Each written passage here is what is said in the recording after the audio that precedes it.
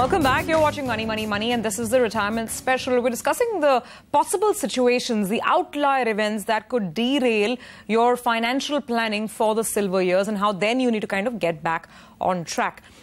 So we've discussed, obviously, in such situations, equity is the way to go, and that's how you could replenish the lost resources.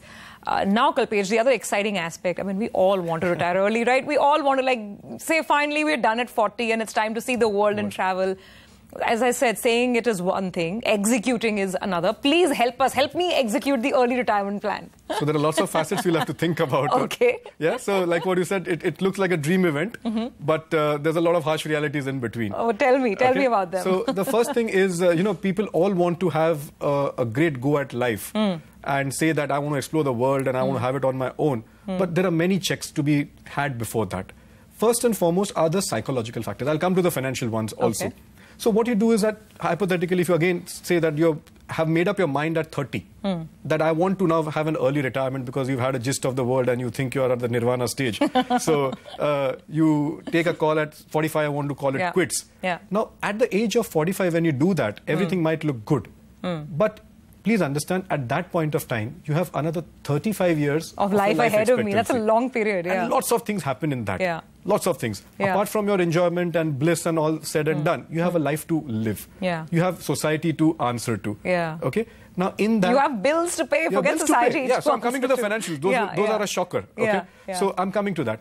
Then you also have a stage in your career that you've probably by the age of 55, you've experienced it all. And you want to say that enough is enough. I want to get back to my routine life. And that's the age of, say, 55 or something. When actually, in a lifespan, 10 years have gone by. Yeah. And nobody's going to now accept you professionally at 55. You're probably out of the market because completely. the next generation has stepped in. Absolutely. Absolutely. Secondly, your health also has taken a knock.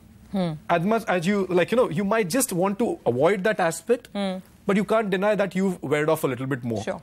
So even your health insurance and all those things take a beating on that. Yeah. Socially, how are you accepted is another question. Sure. So these things are a big aspect of life which you need to consider. Absolutely. Now I'll come to the financial part of it. Yeah.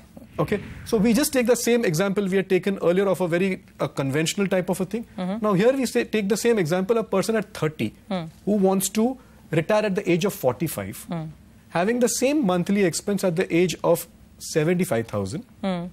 Now, because he wants to call it quits at 45, obviously that same 6% example of inflation we move ahead with. Yeah. Now, in this case, his monthly expense when he retires will be 1,80,000 because he's just doing it for 15 years more at 6%. So when he or she retires at 45 years of age, he will require 1,80,000 exactly per month. Okay. And 1,80,000, then the life expectancy or the corpus what we calculated, he will require a corpus of 3 crore 30 lakh. When he or she is retiring. Okay. Now that might still sound very mouth-watering, that 3 crore 30 lakh is doable. It's doable. No, but it's not actually, because I'm thinking now there are 35 years. I have to run my 35 years on this 3 crores. So this is the arithmetic part. Yeah, okay. So 3 crore 30 lakh is your next target, that I need to reach 3 crore 30 lakh. Now comes the shocker.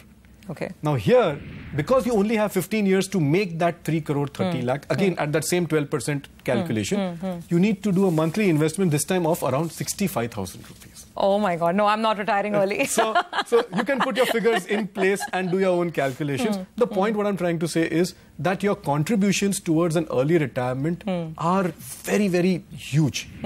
Then you need to look at that. Yeah. And obviously, because you need to get there early, you will be aggressive in your investments. Sure. So there you will not look at anything which is conservative or a little bit logical. You will want to have everything in a jiffy. You will want to have that 15, 18% type of returns. You might do direct equity, you might falter, you might go for aggressive mutual funds, you might again have that road bumps ahead. Yeah. So the point here is that everything becomes in a very fast forward mode. Yeah. So you have basically 15 years. If you're 30 years old, you want to retire at 45. Yeah. You have 15 years to somehow get 3 crore 20 lakhs. That's the number? 3 crore 30 lakhs. 3 crores 30 lakhs. These are how you get to it, direct equity, aggressive funds. I'm not naming that. Okay. Yeah. Okay. So now the other aspect here also is the insurance aspect that needs to be considered here. Yeah. Because then you have to protect yourself for the next 35 years. That's true. And health insurance, everything, all your, I think, financials spike up. Yeah.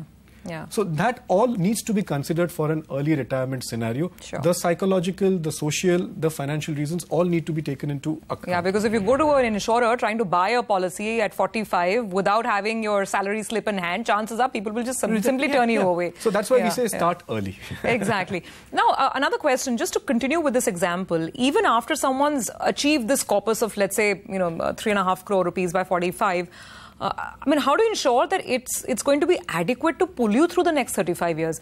That'll involve its own round of investments and its own arithmetic, right? Exactly. So that the amount which we've put here has to be put to work.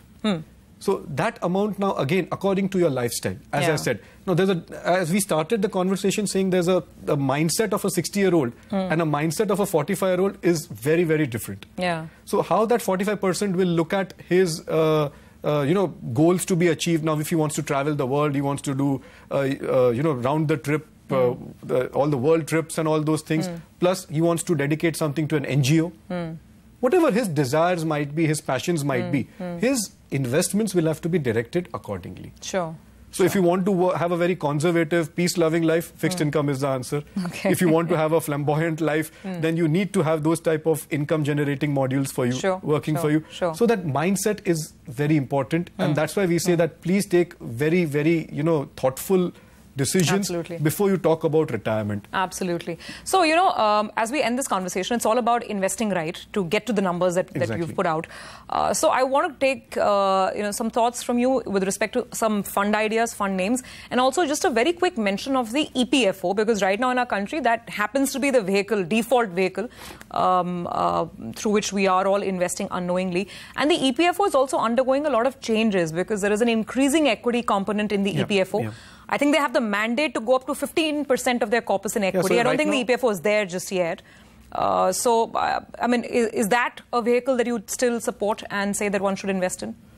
See, Surabhi, what happens is when we talk about retirement per se, we are talking about more so of a salaried class type of a mindset. Yeah. Let's understand that. Yeah. So EPFO is for the salaried class which is there. Yeah. And for them, for me, I would say this is the best tax-efficient investment which we have today for the salaried class. Yeah. Because if you're talking at 8.55% tax-free return today, an interest on that, so it becomes a product which is actually giving you 12%. Yeah. So if you deduct the tax part of it, tax-adjusted part of it, it remains a beautiful investment vehicle. Sure. Now, by adding equities into it, what you're giving it, you're giving it an injection. Absolutely. You're giving it a boost to actually have more returns than what is desired. So there is a lot of debate whether it should be done, not done. So earlier it was 5%. Now they're planning to put it to 15%. Yeah. And even they've relaxed the rules here that in case of, you have a job loss, you can withdraw 75% of your corpus. True. And if the job loss extends beyond 2 months, you can withdraw the remaining 25% also. Yeah. And these withdrawals are also tax-free. Yeah, withdrawals are also tax-free. Yeah. Now, here in this particular case, there was a provision that for certain contingencies, certain situations in life, you can withdraw the cash. Sure. So they are being very flexible about EPF.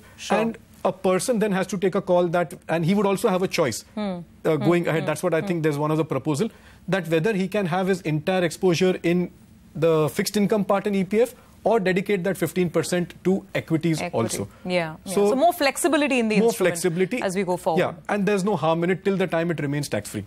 All right. Well, on that note, we'll wind up this conversation. Thank you, Kalpesh, very much for being with us and throwing some of those very important numbers at us. So we keep that in mind as we're looking forward to retirement. Your feedback, comments, queries, welcome as always. We have to take your leave now, but we will see you again next week.